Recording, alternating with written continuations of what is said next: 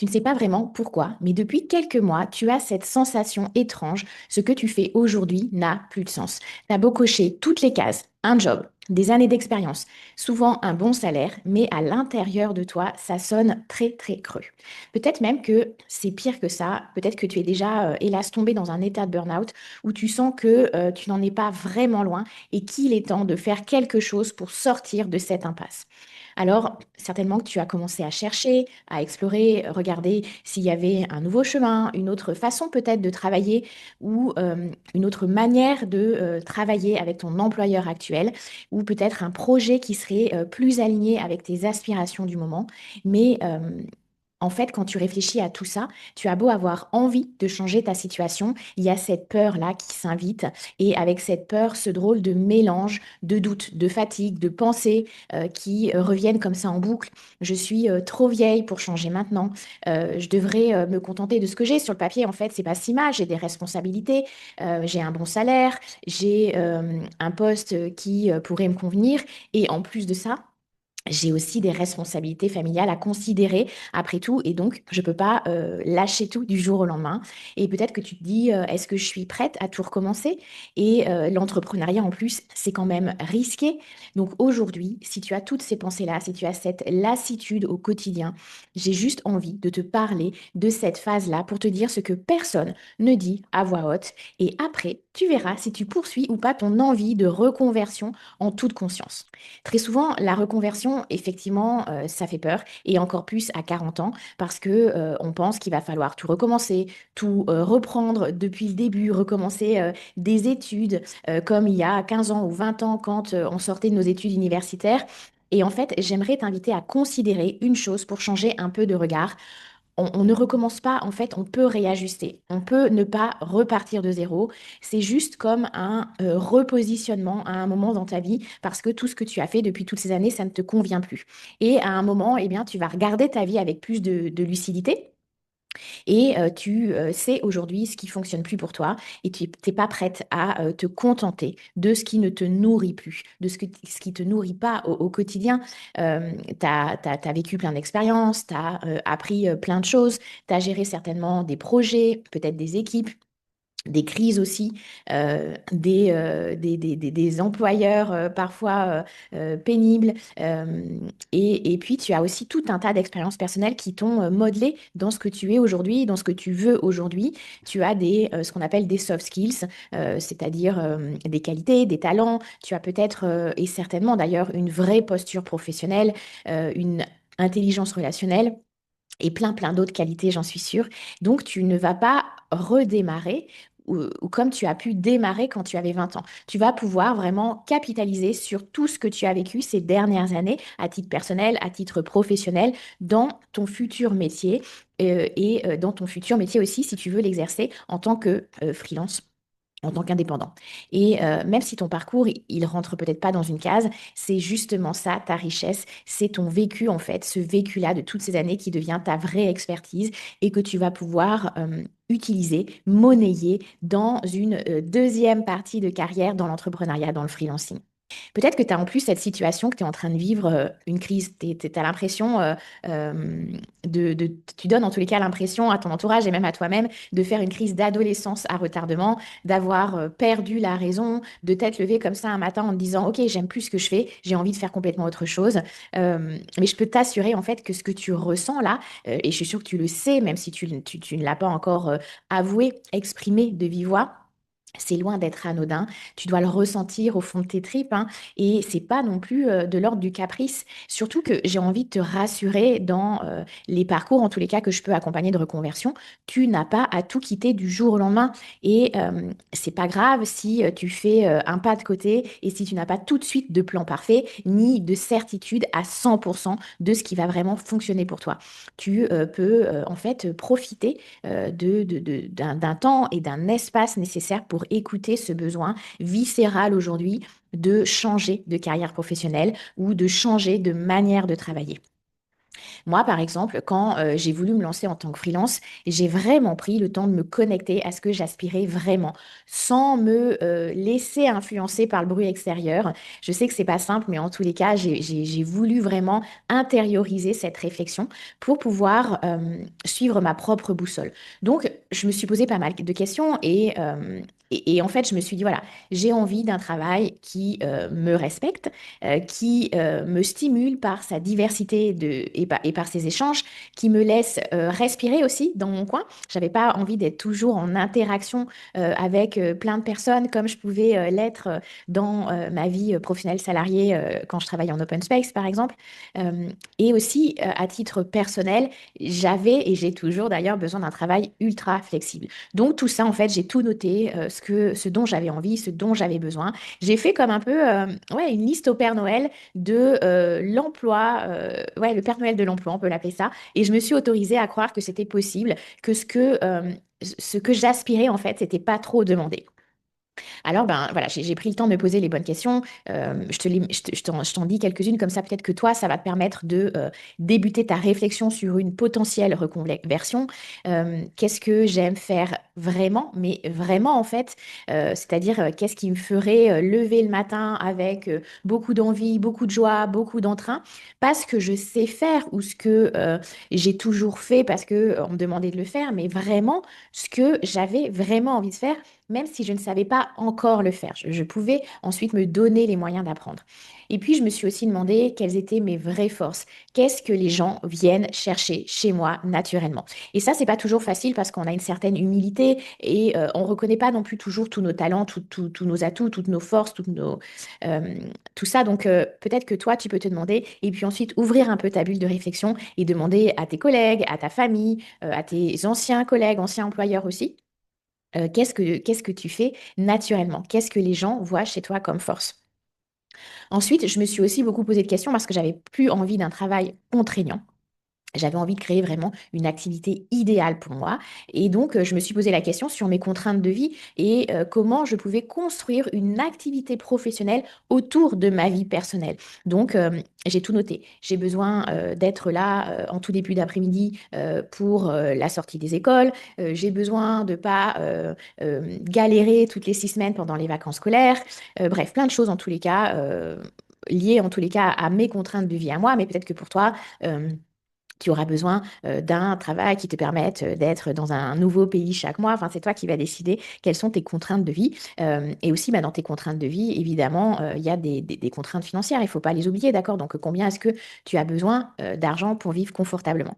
Et puis, je me suis, en tous les cas, moi, personnellement, demandé comment je pouvais combiner ma vie professionnelle avec ma vie de femme, ma vie de mère, ma vie d'indépendante. Comment je pouvais mettre tout ça, en fait, toutes ces facettes de ma vie dans un emploi qui pouvait soutenir en tous les cas ses aspirations, ses besoins. Et puis, j'ai regardé aussi la réalité en face, c'est-à-dire je voulais plus subir. Donc peut-être que toi, la question que tu vas te poser, c'est jusqu'à quand je vais continuer à m'oublier dans un emploi qui ne me ressemble plus, dans une vie qui ne m'épanouit plus. Donc ça, c'est aussi important. On n'est pas en train de construire un fantasme de liberté, mais on est en train, en tous les cas, de chercher un travail, même si c'est un travail en indépendant qui, oui, nous offre de la liberté, de la flexibilité, mais qui vient aussi nourrir notre besoin de sécurité. Ça, c'est important qu'on le connaisse pour pouvoir mettre un cadre, en tous les cas, qui nous sécurise dans cette reconversion qu'on a envie de faire. Donc, à toi de voir quelles sont tes contraintes, quels sont tes non négociables et ceux dont tu as besoin pour vivre une vie idéale pour toi, la tienne, d'accord, pas les autres. Donc oui, je suis d'accord, hein, l'entrepreneuriat, ça fait peur. Et d'ailleurs, des fois, ça peut faire plus peur à ton entourage qu'à toi. Donc attention aussi que ton entourage ne te renvoie pas ses propres inquiétudes, son propre stress, d'accord? Donc vraiment, connecte-toi, toi, à tes émotions, à toi. Donc je peux comprendre que ça fait peur et évidemment, c'est pas quelque chose à prendre à la légère. Déjà, une reconversion, c'est pas quelque chose à prendre à la légère, mais c'est vrai que quand on change complètement de cadre, je peux comprendre que ça puisse faire peur de se lancer en tant qu'indépendant, freelance, entrepreneur. Et c'est normal parce que c'est une nouveauté en tous les cas. Donc, toutes les nouveautés, hein, ça fait peur, même si tu changeais juste de travail en tant que salarié, ça aussi, ça te ferait peur. Mais ce qu'il faut que tu te dises, c'est que c'est pas tout ou rien en fait.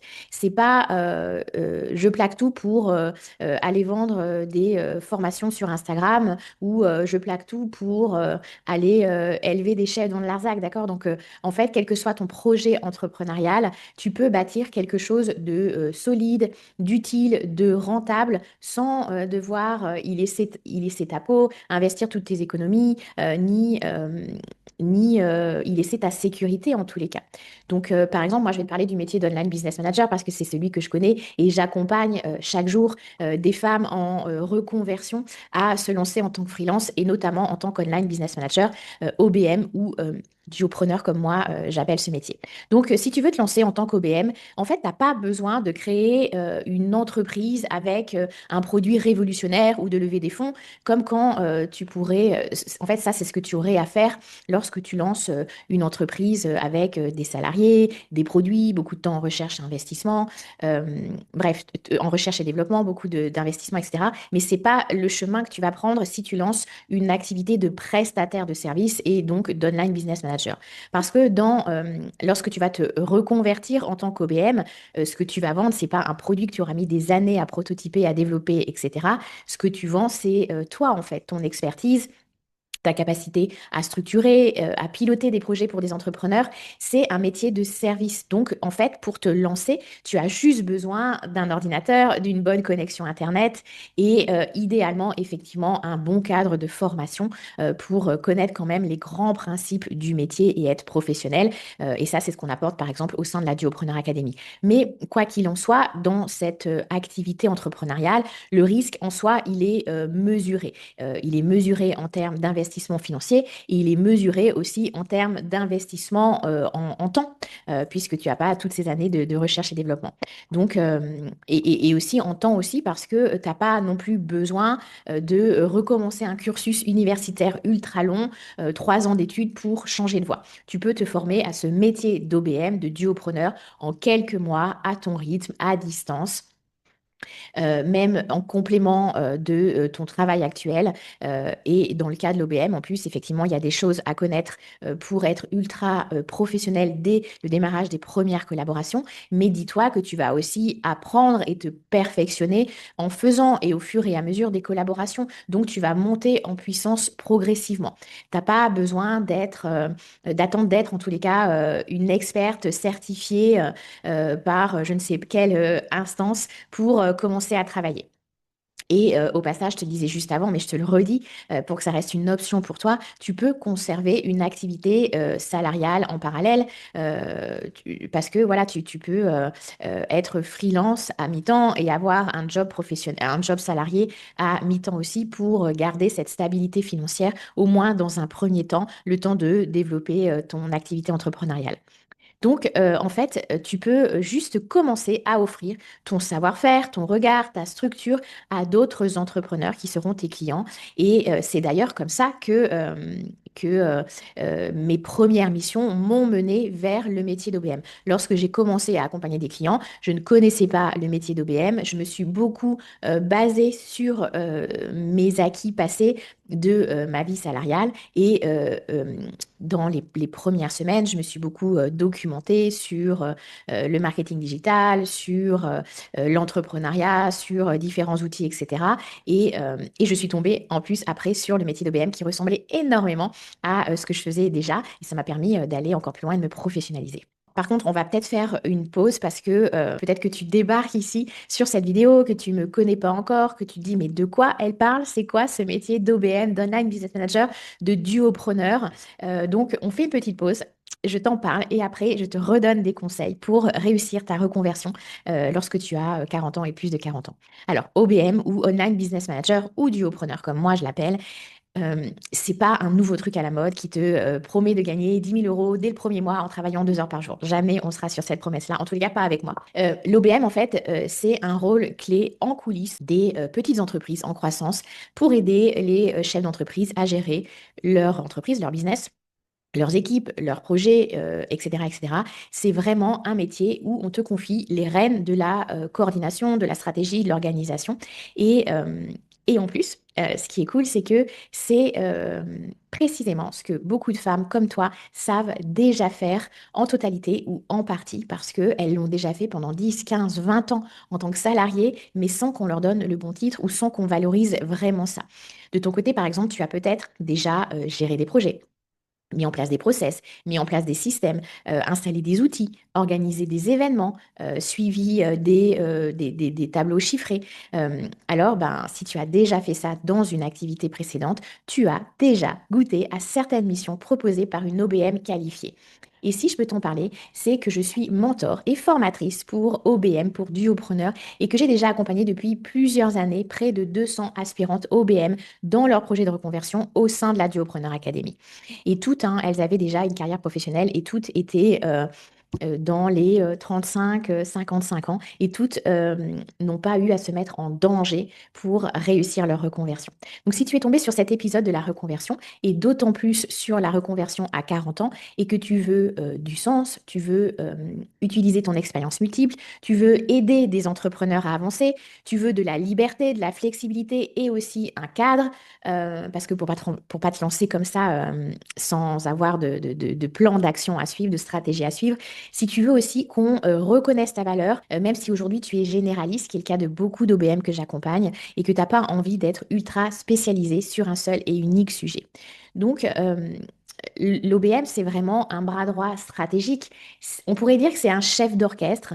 Euh, c'est quelqu'un qui va piloter des projets, des équipes, des systèmes pour aider un business à grandir sans être sur le devant de la scène. Tu restes dans les coulisses. Tu n'en as peut-être jamais entendu parler, mais ce métier, il est de plus en plus demandé et il correspond exactement aux femmes qui veulent évoluer, se sentir utiles, avoir de l'impact, mais sans tout recommencer, sans tout sacrifier. Moi, j'ai construit ce métier au fur et à mesure. D'ailleurs, je te l'ai dit il y a trois minutes, mais je ne le connaissais pas quand je me suis lancée et j'ai découvert quelques mois après que c'est ce que je faisais déjà en fait avec mes premiers clients. Et j'ai continué à apprendre, à tester, à évoluer comme ça au fil des missions. J'ai vraiment progressé en marchant, en testant, en accompagnant des nouveaux sujets. Et vraiment, j'ai gardé aussi une chose en tête qui m'a beaucoup portée pour réussir ma reconversion. En fait, j'ai voulu enlever la peur qui peut être paralysante. Donc ça ne veut pas dire que j'ai fermé les yeux et que j'ai jamais eu peur. Évidemment, j'ai eu plein de fois peur pour aller chercher des clients, pour débuter une collaboration, pour envoyer les recommandations d'un audit, livrer, euh, donner un livrable à un client. Mais j'avais pas de peur intrinsèque de me dire je peux pas me lancer, sinon si je me plante, ça va être la cata. D'accord? Euh, en fait, je me suis toujours dit, OK, je peux me planter, ça peut arriver, peut-être que je vais pas être douée, peut-être que je vais pas trouver le client, mais en fait, tout ce que j'aurais vécu pendant ces semaines, pendant ces mois, ça sera jamais vraiment perdu. J'ai toujours eu cette optique de me dire que j'aurais toujours un peu plus progressé vers la carrière que j'ai envie de me construire et que tout ce que j'aurais vécu en me lançant dans l'entrepreneuriat, en fait, je pourrais le revaloriser si je devais trouver un plan B. J'ai toujours eu en fait cette conviction, et certainement parce que voilà, j'ai une force de travail, j'ai toujours voulu travailler, je travaille depuis que je suis très jeune et que pour moi, il n'y a pas de saut métier. J'ai fait plein de choses dans ma vie, j'ai testé plein de choses, souvent juste pour avoir de l'argent. J'ai pas honte de le dire, même si ce n'était pas exactement le job idéal. Mais voilà, j'ai cette conviction que je sais trouver du travail, que même si je me plante, je rebondirai, je recréerai quelque chose, je trouverai ma place ailleurs s'il le faut et je réutiliserai d'une manière ou d'une autre ce que j'ai acquis comme nouvelle expérience dans une prochaine aventure entrepreneuriale peut-être. Parce qu'effectivement, quand on se lance dans un métier en tant qu'entrepreneur, peut-être qu'on évolue, je peux te le dire très rapidement, ou que je pourrais réutiliser ces acquis-là, ces expériences dans une autre aventure salariale et que comme j'aurais eu cette maturité supplémentaire, cette indépendance de quelques mois, quelques années, j'aborderai de toute manière pas mon nouveau travail salarié de la même manière. Et ça, vraiment, personne ne peut me l'enlever. Et si j'arrive à t'insuffler un peu de confiance en toi, d'audace aussi, eh ben, j'aurais réussi. Dis-toi que, voilà, même si tu tentes et que ça te plaît pas ou que ça fonctionne pas, ça peut arriver, hein, ça sera jamais perdu. Tu vas réussir à ouais, revaloriser tout ce que tu auras fait. En fait, la vraie question qu'il faut que tu te poses, c'est pas est-ce que je peux me reconvertir, mais c'est surtout Est-ce que je vais encore attendre 1 an, 2 ans, 10 ans pour vivre quelque chose qui me ressemble enfin? Tu n'as pas besoin de la permission de ton entourage. Tu n'as pas besoin d'une spécialisation alors que tu es multifacette. Tu n'as pas besoin d'attendre le bon moment, celui où toutes les étoiles sont alignées. Sinon, crois-moi, tu risques d'attendre très longtemps. Voilà, lance-toi, tu as juste besoin de croire que tu mérites mieux et de poser un premier pas, même s'il est un peu tremblotant, insécure, d'accord? Donc, je t'entends hein, murmurer au fond de toi, je le sais parce que j'accompagne tellement de personnes et que ces conversations, je les ai plein de fois. Euh, Peut-être que tu dis, OK, je peux avoir cette audace, je peux me lancer. Euh, mais est-ce que je suis quand même légitime pour me reconvertir? Euh, Ce questionnement, vraiment, je l'entends tellement souvent. Donc, écoute bien ça. La légitimité, c'est pas quelque chose qu'on t'accorde.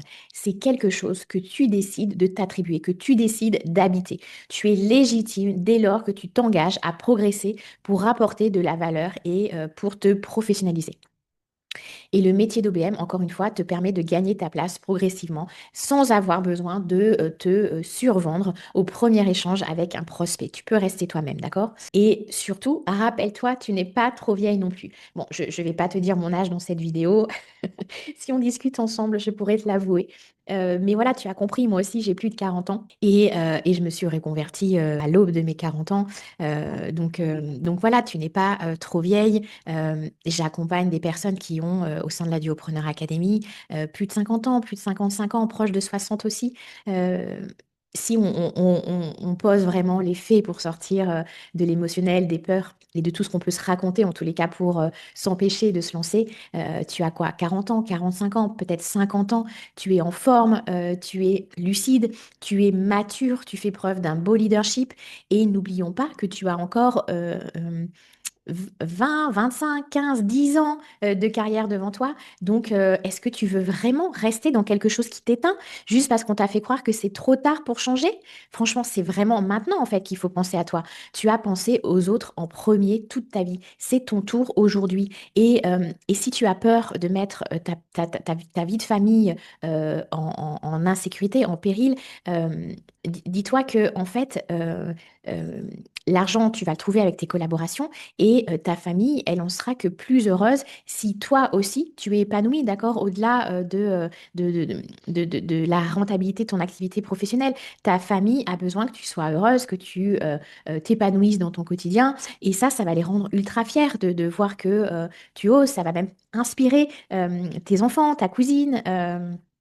Ta sœur, ta voisine. Donc, vraiment, j'espère que tous ces partages que je viens de te donner sur la mise en relief des risques et des opportunités aussi de se reconvertir et de se lancer dans l'entrepreneuriat à 40 ans et plus t'aura permis d'avancer dans ta prise de décision. Et si tu as envie qu'on en discute ensemble, tu peux très bien prendre un rendez-vous avec moi. On peut discuter de ton parcours professionnel, de ton parcours universitaire, de ton envie de reconversion et je peux t'aider en tous les cas dans cette réflexion pour au moins te donner les premières pistes les premiers chemins que tu peux emprunter pour avancer un peu plus dans ce chemin de reconversion, pour voir aussi à quel point tes compétences actuelles, tes expériences actuelles sont transférables dans un métier comme celui d'online business manager. Donc, prends rendez-vous avec moi si tu veux en parler. Aucune pression, pas de vente déguisée.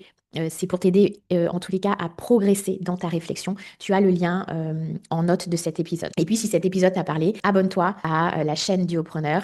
Ici, on parle de reconversion, du magnifique métier de duopreneur d'OBM, d'entrepreneuriat, de business en ligne. Et si tu veux en savoir plus sur le métier d'OBM, j'ai mis des ressources gratuites en description. La seule chose qui te reste à faire maintenant, c'est de me dire en commentaire qu'est-ce que tu retiens de ce partage-là. Est-ce que tu as envie de me partager un doute, une peur, un regard neuf, un regain de confiance? Dis-moi tout ça en commentaire. Je te lis et je réponds personnellement à chacun des commentaires.